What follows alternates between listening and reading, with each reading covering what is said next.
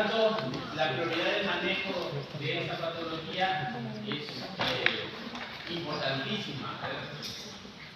Ustedes también en la facultad, uno de los primeros casos que vamos a ver son enfermedades diarreicas por distintas causas. Ahora van a ver que la diarrea se debe a distintas causas y distintos mecanismos, que puede incluso no solo ser por un solo mecanismo, pueden ser al mismo tiempo, se pueden presentar de forma mixta. Y nuestro problema está en relación también con otras comorbilidades que pueden asociar la prevalencia de esta diarrea. Ahora vamos a hablar de los siguientes puntos, desde la definición hasta las manifestaciones clínicas que podríamos encontrar. Pero si ustedes buscan en los artículos, en los libros, de texto, van a notar que existen distintos problemas con respecto a las clasificaciones y existen varias clasificaciones que son importantes. Pero empezamos por el inicio, que es la definición de diarrea. Está considerado con tres características, ¿ya? Puede presentar dos o una de ellas, basta con esto para que presente diarrea, que es la presencia de deposiciones con un aumento de volumen más de lo habitual, un aumento de la frecuencia más de lo habitual y una disminución de la consistencia, ya que al disminuir la oportunidad de tener capacidad de absorción a nivel intestinal, su consistencia va a caer y se va a aumentar, pues obviamente no vamos a absorber los líquidos que tenemos en el kilo y por tanto va a ser de menor consistencia. Entonces aquí es importante hacer una evaluación y a veces, y en la mayoría de casos, es subjetivo. ¿Cuál es el hábito defecatorio previo del mismo paciente que sufre la diarrea? Nosotros tendríamos que tener en consideración que esto es importantísimo. ¿Por qué? Porque no es solo decir 4 diarreas ya o 2 diarreas al día que tiene, para mí es una diarrea, una gran diarrea o de gran volumen, ¿no? ¿Qué sucede? Existen personas que tienen deposiciones, para ellos lo habitual es una vez cada 3 días. Y para ellas, obviamente, tener una deposición diaria, pensarían en que tienen diarrea. Por eso es importantísimo, antes de definir que presenta diarrea, saber el hábito defecatorio previo. Entonces, vamos a tener en consideración ese. Ahora, ¿por qué sería el volumen? Existen también clasificaciones que presentan unas deposiciones en gran volumen o en pequeño volumen, pero eso no implicaría, o implicaría en todo caso, que podría incluso en esa poca cantidad presentar diarrea porque tiene mayor frecuencia, a pesar de que se poca cantidad, y menor consistencia. Entonces, cualquiera de estas tres características que presente y que esté obviamente mayor al hábito defecatorio previo, involucraría la presencia o sospecharíamos una presencia de diarrea. Y aquí vamos en la siguiente diapositiva a hablar sobre qué es el mecanismo que estaría involucrado. Dentro de la clasificación van a encontrar diarrea osmótica. Esto involucra unas sustancias no absorbibles a nivel del intestino que genera la liberación de agua y no se llega a absorber, se va a la luz del intestino por osmosis. Entonces va a haber obviamente contenido intestinal mayor molecular. Existen varias causas, y aquí vamos a ver, en este caso solamente estamos hablando de una característica principal osmótica. Pero ¿quiénes pueden presentar diarrea osmótica? Pueden generarlo infecciones. El consumo de sustancias, como digo, osmóticas, absorbibles, ya sean naturales o sintéticas. Segundo, tenemos la diarrea secretora. En este caso hablamos de secreción mucosa a nivel del intestino que puede generarse por la inhibición de la absorción neta del sodio, o también por en esta secreción a nivel de la mucosa está rico en cloruro o bicarbonato. También puede estar involucrado procesos infecciosos. También puede estar involucrado algunas enfermedades inflamatorias. Vamos a ver también diarrea motora, en el cual vamos a ver una alteración de la motilidad. Hay un exceso de motilidad a nivel del intestino y eso evita que haya un mayor contacto entre la superficie de la mucosa y el contenido para ser absorbido. Y aquí lo común que podríamos encontrar dentro de la diarrea motora va a ser pacientes que tienen un síndrome de intestino corto, pacientes que tienen una intervención quirúrgica en el cual se presentó, se retiró parte o un área del intestino. También tenemos la posibilidad de que tengamos una radial sudativa. Y esta clasificación, algunos no lo consideran, pero está en relación a que el contenido que hay en la diarrea tiene muestras de sangre, de moco o proteínas. Y esto, lo que a veces en algunos casos lo consideramos como diarrea inflamatoria, por el contenido que presenta. Entonces, vamos a ver que cuando nosotros hablemos de diarrea, muchos de nuestros pacientes se van a comenzar a comentar que esta diarrea lo tiene un mes, 2 años. Por atrás dile que entre. 30 días. Entonces, lo que nos sirve para poder identificar cuál estaría una fisiopatología de fondo en la diarrea que puede presentar el paciente sería cuantificarlo en el tiempo. Hablamos de una diarrea aguda en menos de 14 días, una diarrea persistente entre 14 a 30 días y una diarrea crónica más de 30 días o 4 semanas. Lo que queremos identificar es que la mayoría de causas de diarrea aguda, quiero pedir que abran la puerta. Cierren la puerta, por favor. Ya escuchamos para ingresar. Cierren la puerta, por favor. Cierren la puerta, por favor. Cierren la puerta.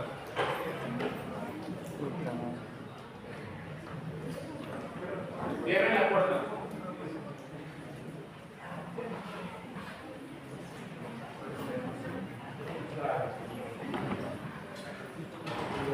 Pobre mira. Eso es lo que quería evitar, desorden. Si hay una hora pactada, se decida usted que va a hacer la clase, hay un momento en el que va a ofrecer la clase y otro momento en el que va a hacer otras actividades.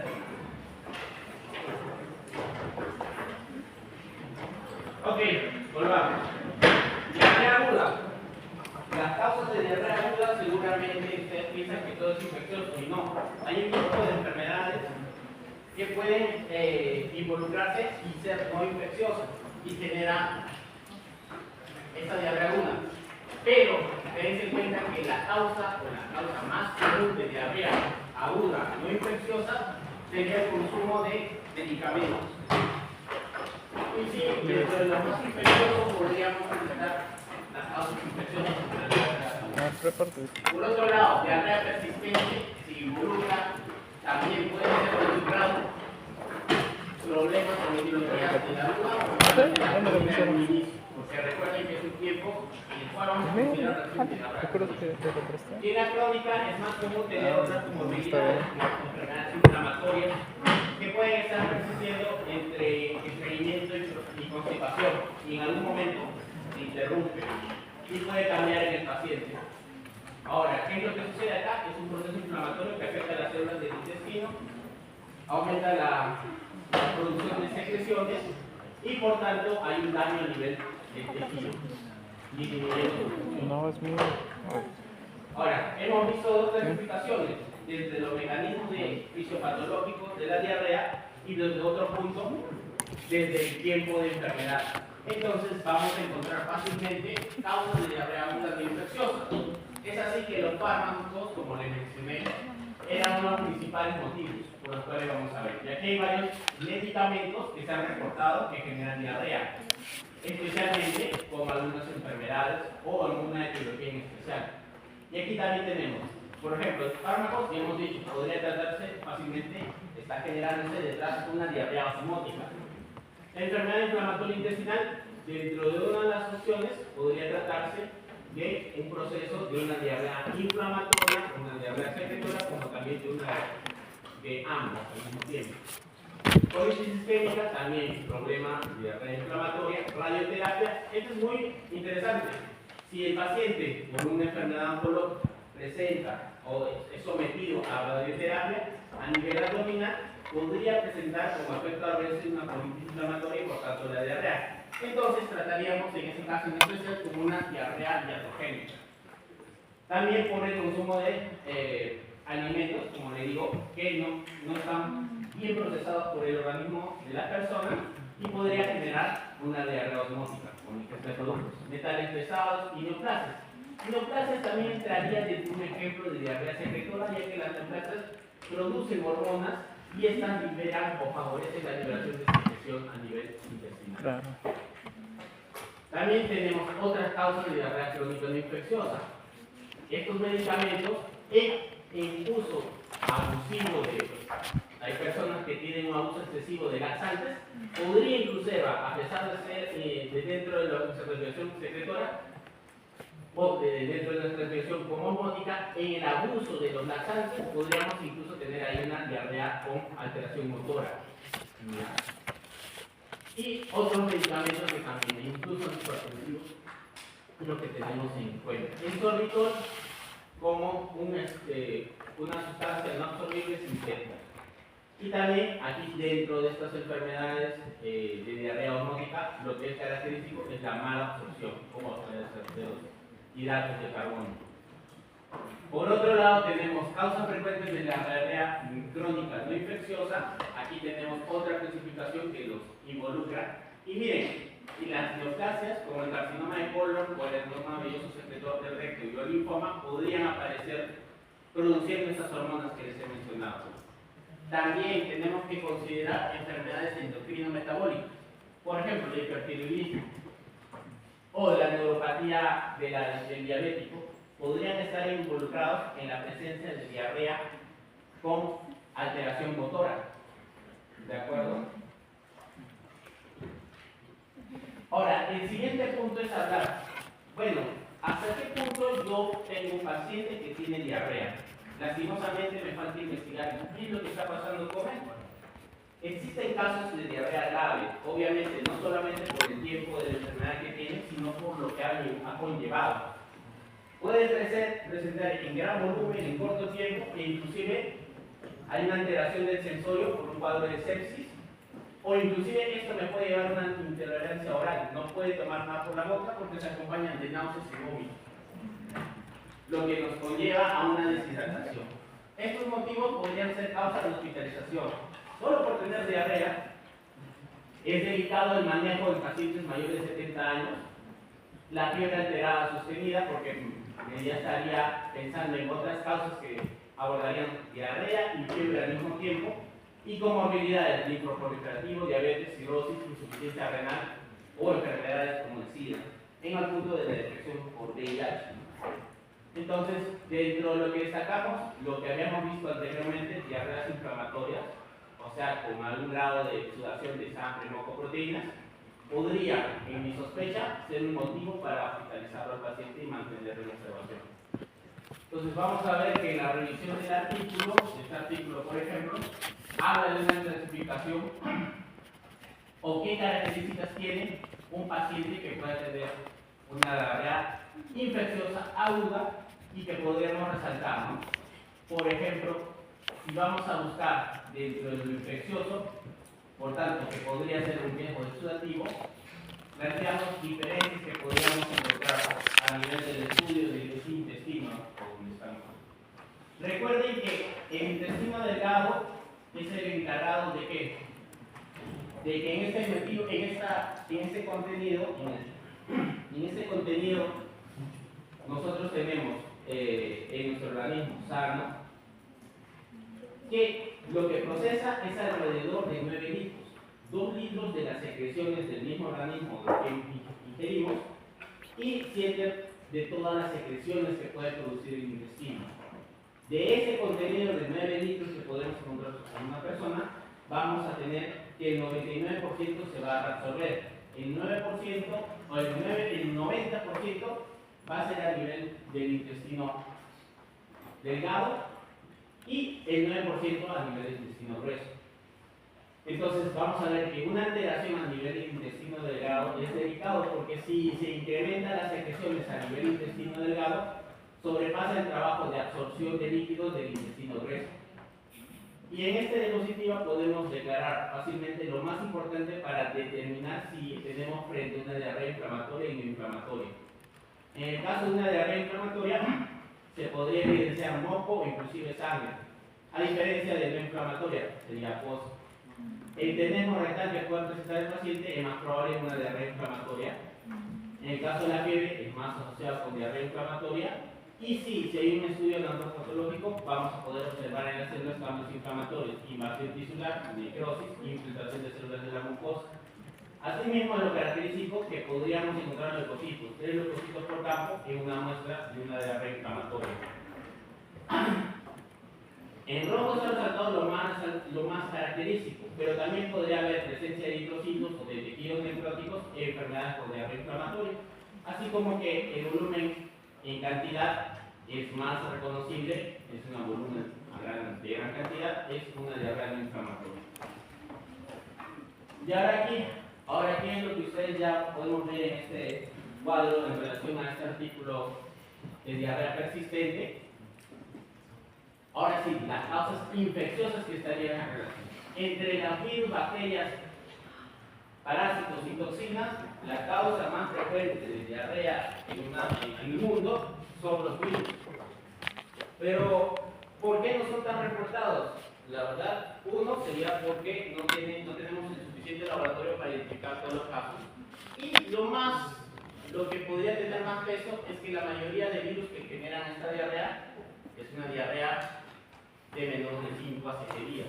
Y por tanto, de menos de 5 días, a veces el paciente lo tolera y no le da tiempo o no tiene ya la necesidad de ir a un centro de salud para ser reportado. Dentro de estos, los virus que pueden generar una diarrea inflamatoria, el síndrome megalovirus.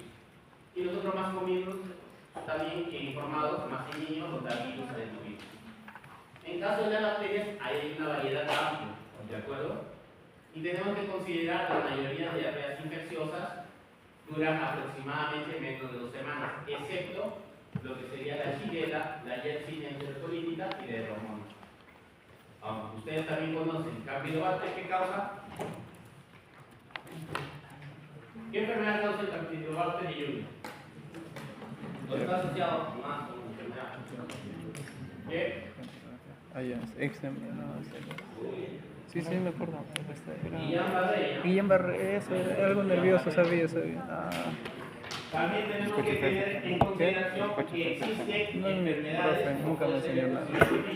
que se puede presentar en un paciente o es el más reportado en pacientes con diarrea hospitalizados posterior a un tratamiento antibiótico. Por tanto, en estos pacientes es beneficioso prevenirlo con probióticos. En ese caso hay validación para uso de probióticos como preventivo. También en ese caso hay estudios para utilizar muestras de tejido fecal e reinsertarlos para ampliar para mejorar la flora intestinal que ha sido barrida por el antibiótico previamente. Y entre los parásitos, recordemos, el que está por diarrea infecciosa inflamatoria, en general, es el Entamoeba histolytica.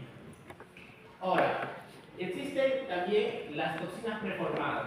Y estas son importantes porque en menos de 8 horas pueden generar la presencia de diarrea. Estas son el Staphylococcus aureus, el Bacillus cereus, es muy conocido porque está en presencia del arroz guardado, como su chifa. Y acá tenemos causas de diarrea crónica inflamatoria, en las cuales vamos a poder identificar varias enfermedades que llamamos colitis ulcerosa, enfermedad de Crohn, incluso diverticulitis. ¿De acuerdo? Entonces, aquí es importante recordar, diarrea no significa infección. Diarrea tiene un trastorno no infeccioso que podría inclusive ser por motivos inflamatorios con neoplasias y linfomas. ¿Okay? Y no descarten los virus que en nuestro mundo a veces es menos estudiado. También tenemos que considerar la presencia de cetourrea, que es la presencia de restos de grasa no metabolizados en las deposiciones. O sea, las deposiciones al estar en líquido flotan y se van a notar, esa grasa va a flotar en los restos de deposiciones y se va a notar que sí podrían tener. Y en esto estaría en relación con enfermedades entéricas, ya sea por un sobrecrecimiento bacteriano que lesiona las células de la absorción a nivel intestinal, por isquemia mesentérica crónica, o enfermedades como pueden ser el Whipple, el linfoma Crohn, la amiloidosis, enfermedades del colágeno. Asimismo, también por alteraciones a nivel de las enzimas pancreáticas. Y esto en relación a pacientes que sufren con insuficiencia endocrina del páncreas. o también alteraciones en las sales biliares, ¿no? Asimismo, hay un tipo de clasificación en el que menciona la presencia de sangre en las heces, y esto a veces es conocido como disentería. Aquí he enumerado los principales agentes etiológicos que podrían estar presentes dentro de una diarrea infecciosa. Por eso es que cuando ustedes ya van a empezar en clínica, preguntarán si el paciente tiene unas deposiciones con moco o incluso con sangre. Entonces, quizás sospechen de algún agente, aquí conocido, Shigella, Campylobacter, y podrían de ese punto, de ese indicio, comenzar a sospechar qué enfermedad está presentando el paciente y agente. Asimismo, vamos a tener las manifestaciones clínicas. En estas manifestaciones clínicas, lo más común, ustedes pueden saber, dolor abdominal difuso, hipocólico, retorcijones, la distensión abdominal, quizás por el aumento de gases a nivel intestinal, que puede llevarlas incluso a las náuseas, los vómitos, los eructos, la fiebre, el malestar general, o inclusive podría llevarlos a la deshidratación moderada severa, con pérdida de peso, y si es prolongado, podría también incluso anorexia. Entonces, aquí en este artículo de Estados Unidos podemos ver las principales complicaciones. Incluso aparece el síndrome hemolítico urémico, asociado con la toxina Shiga, y que también puede ser producido por la Escherichia coli, es importante, ¿no? Igual el Campylobacter que generaría la Guillain-Barré. Otros agentes como el Campylobacter, la Salmonella, la Shigella o incluso la Yersinia podrían estar presentes y generar artritis reactiva en los pacientes. O sea, otro problema que también podremos evidenciar. Finalmente, tenemos que recordar que hay un incremento de casos hacia el 98% respecto a los años previos. Lo reportado por nuestro país sobre el dengue, que hubo incrementos durante los últimos años, debido pues quizás al descuido que tuvimos durante el post-pandemia. Entonces, aquí lo que llama la atención es que ese incremento puede generar o llevar mayor mortalidad, especialmente en los casos con dengue con signos de alarma o dengue grave, ¿no? Dengue hemorrágico. Entonces, en este estudio podemos ver que en una corte buscaron ver qué otras características, aparte de la diarrea, podría presentar. Enfermedades, como dentro de una enfermedad que tiene problemas en otros órganos, podríamos, aparte de lo que es evidenciar la fiebre, también podríamos ver la baja de peso y lo característico que ya mencionamos, las náuseas, el vómito, el dolor a nivel de las articulaciones, a nivel del abdomen, incluso la presencia de sarpullido, ¿ya? Y dolor rectoesternal, que también sería importante para ver en los casos de dengue. Bueno, la pregunta que voy a mandar para el doctor sería de estos artículos, también los he dejado en la computadora. Bueno, ya no me disculpa que ustedes estén estudiando medicina, la medicina siempre se actualiza, así que gracias.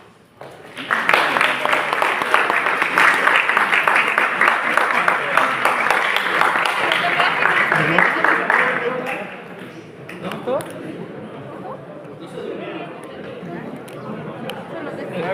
Apágalo, solo recuerdo.